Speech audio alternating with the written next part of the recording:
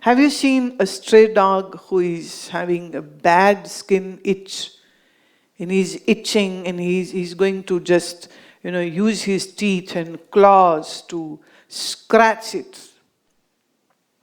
And the blood comes out. He's bleeding, but he'll still scratch. And if you try to help the dog to put some ointment, he'll bark at you. He might bite you. So it becomes dangerous to help a stray dog. And you can't even throw the ointment. Aap pe laga le. Put it on your own. They can't do that. So a mind which is unable to help itself, it will be difficult for anybody to help this mind. But only when the mind decides I have to help myself, then the external given help will be taken and used also.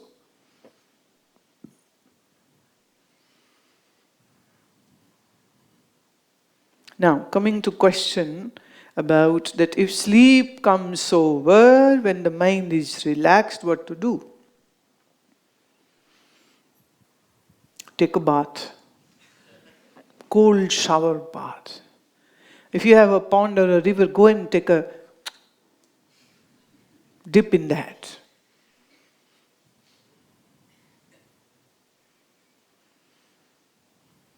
I know of many sadhus who used to do these kind of things also.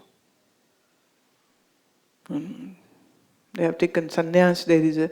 He's a sadhu, and he's finding that sleep is taking over every time when he sits for dhyan or sadhana. What to do? So in December, Jan, February, Ganga water is so icy cold, they would take a dip over there. It worked for some time, but our body has a habit of adjusting with everything. Then after the time, still, then he used another method. He would take the dip with his clothes on and would not change to dry clothes. See? Would sit with those wet clothes and do his sadhana.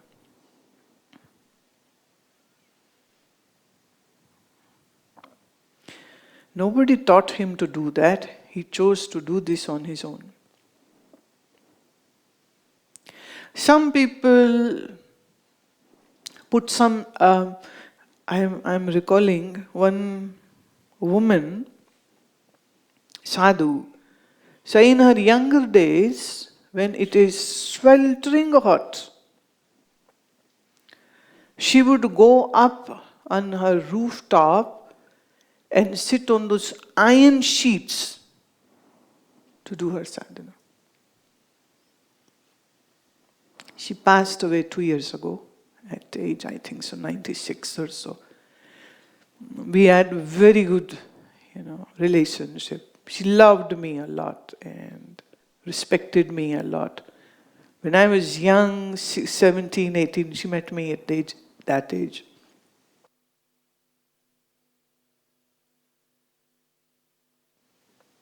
One time very drastic thing, but one time she would dip, what would we call surma in English? Powdered herb, no? It's a powdered herb made out of triphala or something, or whatever. She would dip a thin needle-like stick in red chili and put it in her eyes. Hard. It was actually not to inflict pain on the body, was not the objective. The objective was that she couldn't understand what to do. And her family had kind of imprisoned her in the house. They wouldn't let her go out to her master. So she had no guidelines. She had no access to any scriptures. That family would beat her up. Stop doing this dhyana, don't do it. So she's being kicked and punched and beaten up. And she would go without food for many days. And one time her aunt would sleep with her, and she wouldn't allow her to get out of the bed at 3 a.m. in the morning. You have to sleep. She wants to get up and do her sadhana. No, you cannot go out. So they made an aunt like a jailer on her. So very hard circumstances. So what she would do is, she would sneak out of the bed in the night. See, those days no television. So people would sleep by 8, 8:30 or 9 maybe. In normal households. There is no reason to be up. And once her aunt would sleep, she would get out of the bed to do her sadhana. But that is the time when body needs sleep and body wants to sleep. And she should sleep.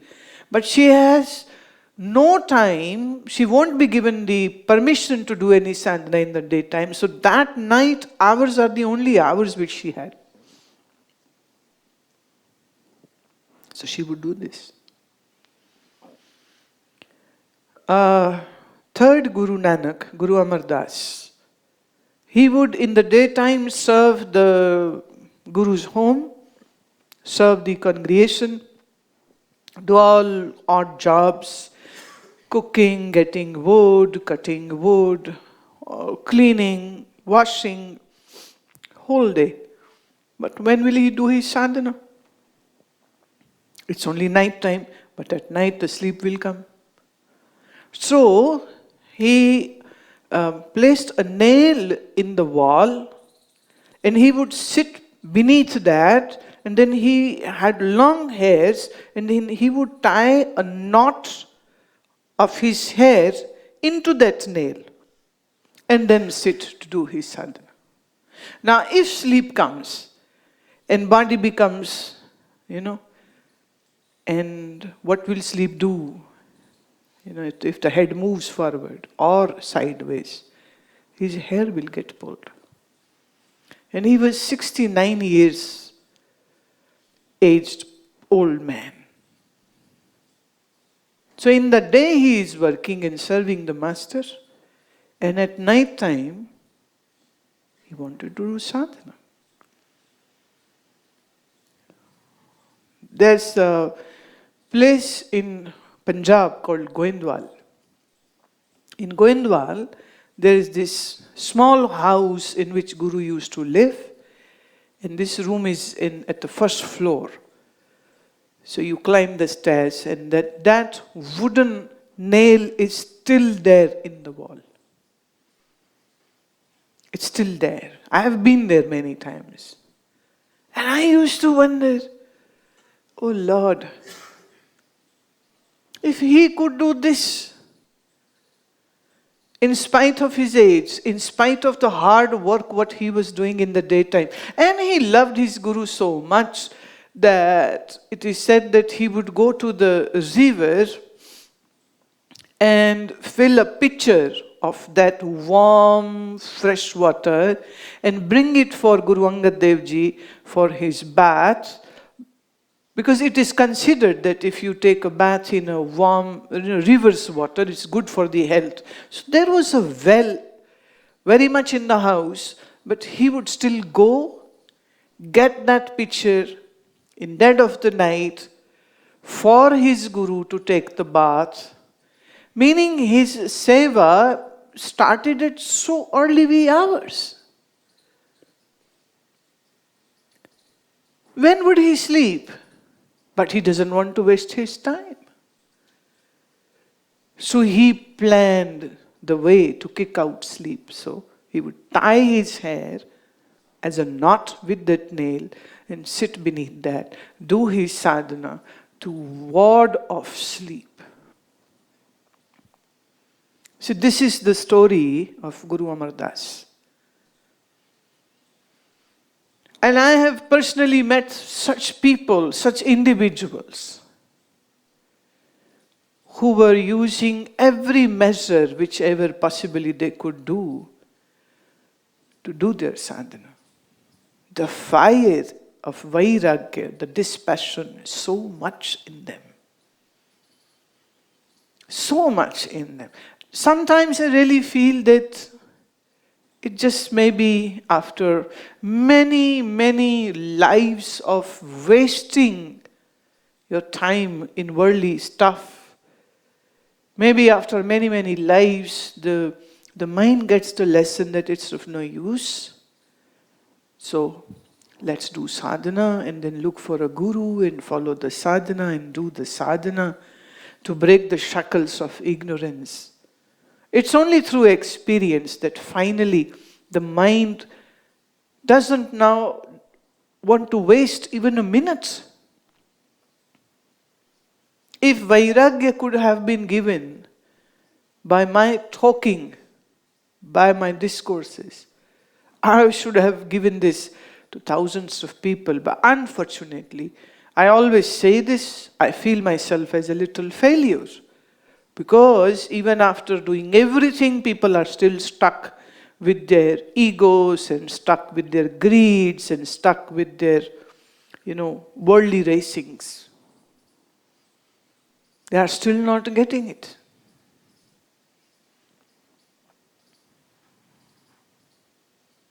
They are still not getting it. So there is definitely a deficiency of dispassion, because of which this happens. Have you ever seen that if some family member, very near, close one, is in ICU, and when you take the person to the hospital, would you be able to sleep that night? Your father or mother or husband or wife or child or cousin or friend, somebody whom you love dearly, is struggling for their life in ICU, some accident or some, physical issues, heart, lung, liver, something. The person is in ICU. Would you just go back in your bed and sleep? No. Where did the sleep go?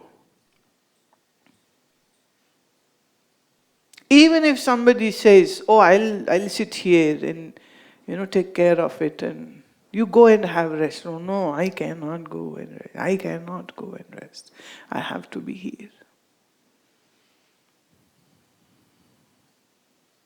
If the worldly attachment can do this to you, why can't love of God do this to you?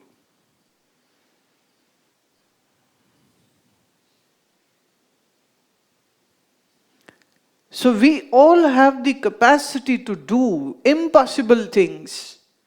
But when we are pushed into it because of our attachments, we do it. But maybe somewhere there is no that deep attachment to the Guru or to God. Hence, these things become so difficult.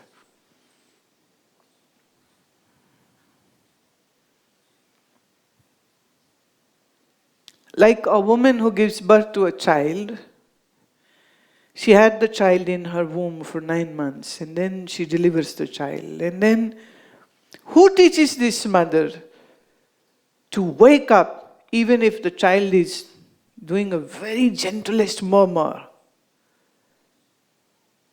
She's up. She'll check on the baby. Baby is fast asleep. Okay, she'll go back to sleep. Who teaches mother to check on her child again and be up? And if child is sick, have you seen the mother who has a sick child? She goes crazy. She can't sleep. She can't eat. Would she go out and do party and her child is sick? No, she won't. She would be with the child. So you are so good in living your worldly relations, but you are so poor in living the Guru-Shishya relationship.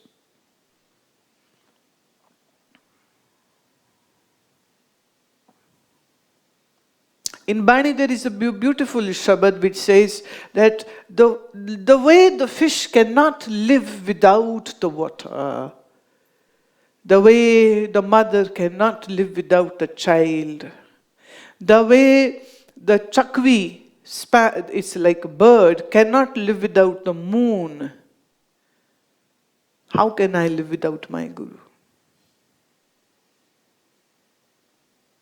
And they will give dozens of examples to prove the point that the pangs of love which I have in my heart are tugging into my heart. How can I sleep?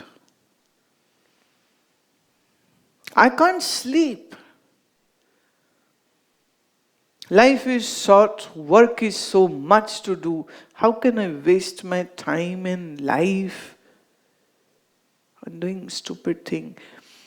You know, when somebody asked Buddha, why did you renounce your palace and wife and son? Couldn't you attain truth while being in palace? He said, yes, surely, I could have done that, but the thing is, there wouldn't have been any time to do that. Because I would be attending to the child and to wife and to fathers and to my kingdom and to people. Where would I have time to look where the truth is? It's not that the truth was not available in the palace. The only thing is that I was incapable to see the truth when I was in the palace.